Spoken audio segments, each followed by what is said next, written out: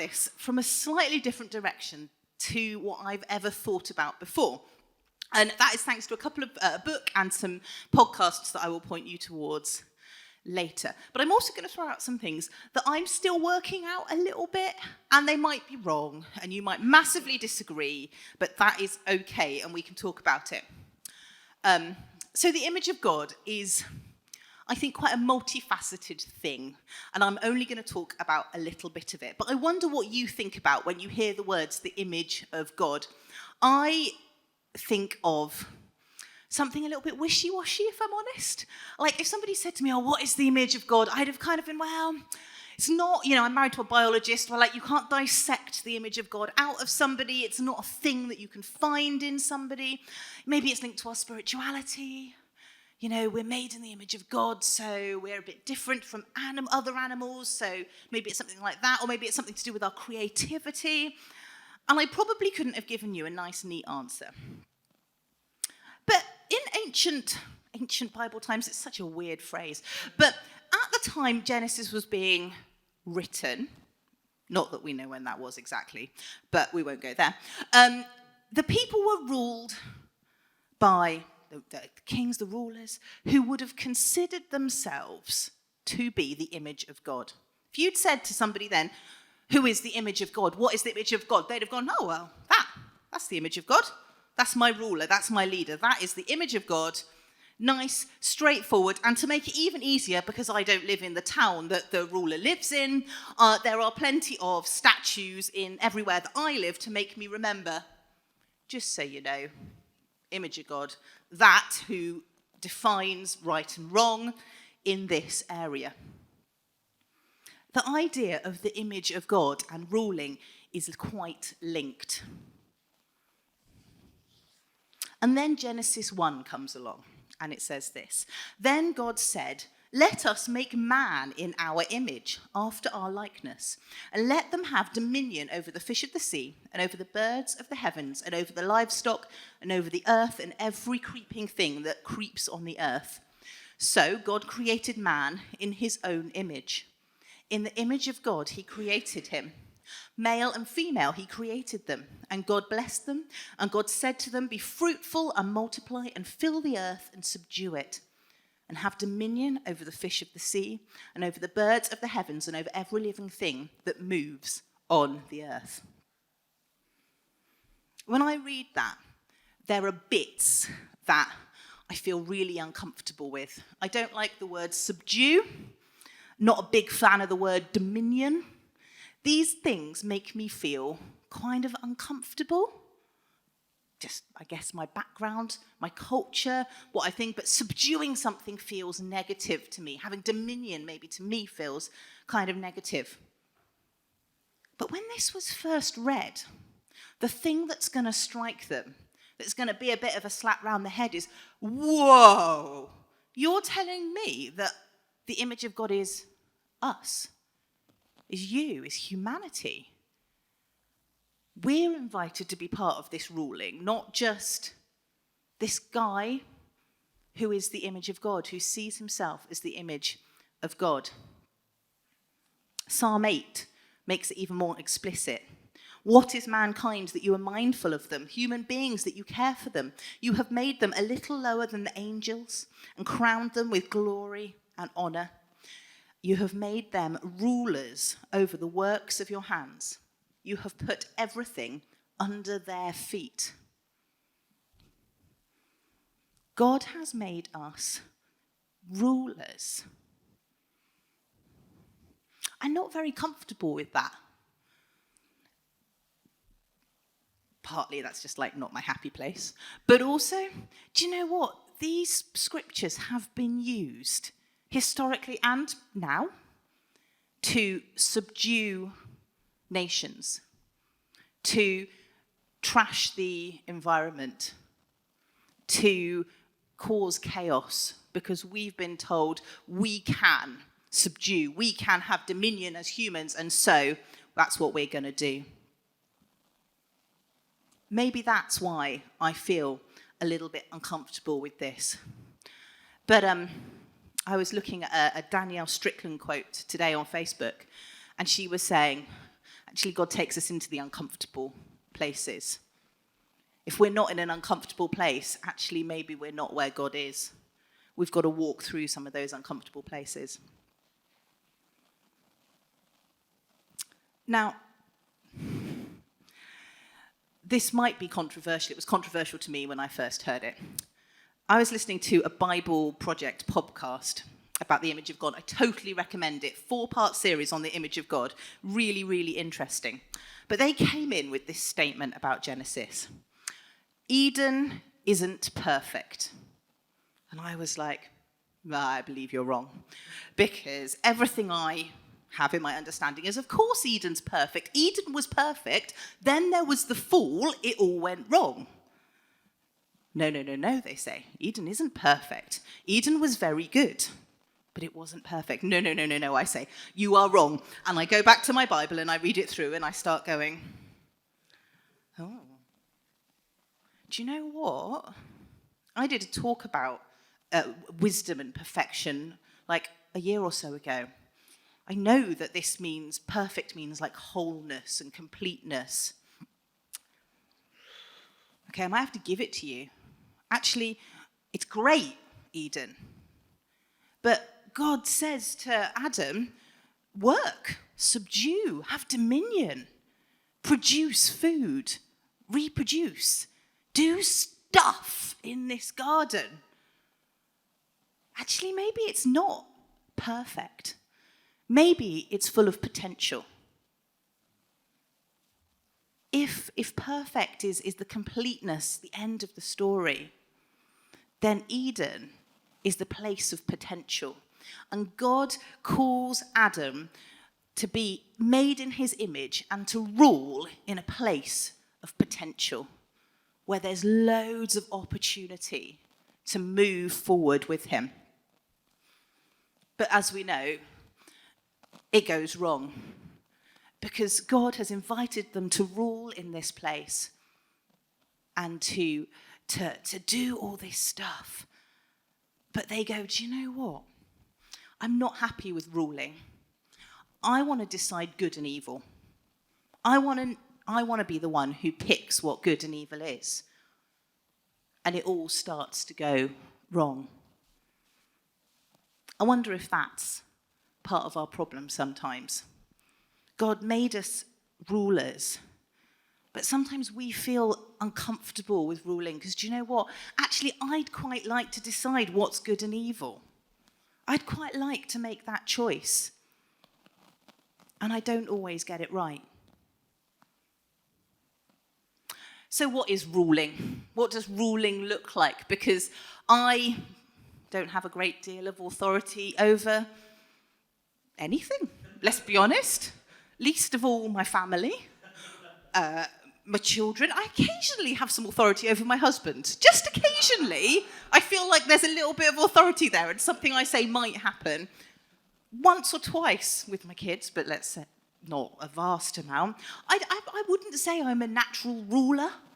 I'm not someone who's happy doing that. So what is ruling? Well, if in Eden we've got Adam, we know it goes wrong. We have then, in the New Testament, this new Adam. We have Jesus, who comes as a ruler. And everyone's going, hang on, he's not doing this ruling thing how we want. He's not doing ruling properly. He's doing ruling differently. You see, I think ruling is our day-to-day activities. In Genesis, that image of ruling is gardening. Gardening. Now, when I moved into my house, our garden was a noise project. If you know the noise, that tells you how bad our garden was. It was truly spectacular. They took out more rubbish. They took out a whole motorbike, which was kind of cool. I mean, not working. But, it was a complete state. And I sat and looked at my garden recently. We went on holiday, and the one reason my husband did not want to go on holiday is our flowers are coming out. And our garden looks mighty fine right now. It looks really good, but it's taken us 13 years to get from carnage to actually quite nice. It has taken time, but do you know what? It's a normal process. It's nothing spectacular. It's graft. It's hard work, not by me, I hasten to add. I am not the gardener. But it has taken Matt hours of graft and hard work and digging and doing and toiling, subduing, having dominion, taking control. But not in a way that is damaging. Matt's really particular about our garden. He won't plant anything in our garden that's not a native British plant. Nothing goes in that's not native. Because do you know what?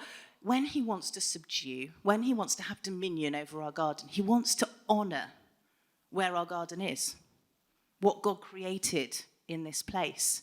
He wants to do it right.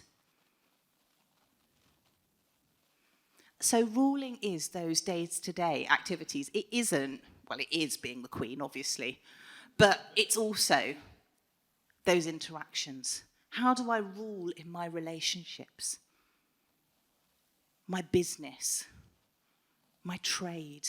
How do I do this? We look at Jesus.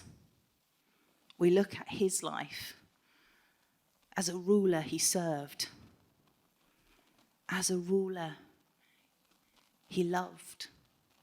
As a ruler, he wasn't afraid to stand in the uncomfortable place and, like Matt was talking about a few weeks ago, say, do you know what? No, I'm going to say something here because this isn't okay. I'm going to step up to the mark and step in and say, no, this isn't right. I'm going to say something else controversial here. I'm not a big fan of the writings of C.S. Lewis. I'm sorry, I knew it would hurt you. But he doesn't half waffle. I mean, my goodness. But occasionally, when you actually work out what he's talking about, I'll grant you he says some good stuff. And this is one of those things, but you have to get through the waffle. And it says this: it is a serious thing to live in a society of possible gods and goddesses, to remember that the dullest and most uninteresting person you can talk to may one day be a creature which, if you saw it now, you would be strongly tempted to worship. Or else, a horror and a corruption such as you now meet, if at all, only in a nightmare. All day long, we are in some degree helping each other to one or other of those destinations. After much working out, because that is the longest sentence, it's ridiculous, I came to the conclusion that what C.S. Lewis is trying to say there is that as we go about our lives amongst other images of God, other people, we have a responsibility, because these people are going to be drawn one way or another. Are they going to be drawn to fulfill, to live out their life as an image of God? Or are they going to be drawn to live out their life in horror, in corruption, in torment? We, in some degree, help each other to one or other of those destinations. And so over this series, we've looked at lots of different ways that we've done that. We do that. We've looked at our blind spots. We've looked at injustice. We've looked at charity. We've looked at maybe how we do that by being loved by God and loving others. We've looked at lots of these practical things. But do you know what? What I hadn't really got is that this is a lot more than nice. This is us co-ruling with God to do this. And it's really, really important. Another question for you that I've been thinking about, and I don't really have the answer to, but is being made in the image of God a character trait or a job description? Is being made in the image of God a noun or a verb? Because it quite possibly is both.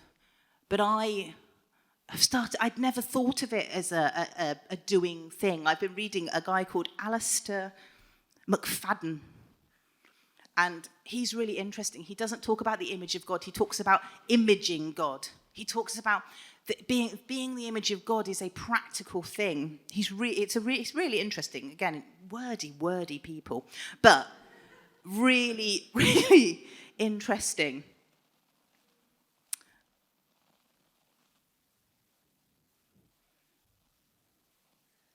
I'm not going to read it. It's too wordy. But it just takes me so long to even understand how the sentences fit together. But what I want to do out of this is I want you to think, going away from here. I haven't got all the answers, but I want you to go away thinking and knowing you are empowered to rule. You are empowered to do it, but you're also offered a model in Jesus. You don't have to work out what this looks like on your own. Jesus comes and he is that ultimate image of the living God. So if we sometimes wonder, what on earth does it look like to rule as the image of God? Well, there he is. We can copy him. I also challenge you to think about in what ways in your life are you trying to define good and evil? And in what ways are we letting God define good and evil and we rule with that? It's not easy, it's not straightforward, but it's really interesting.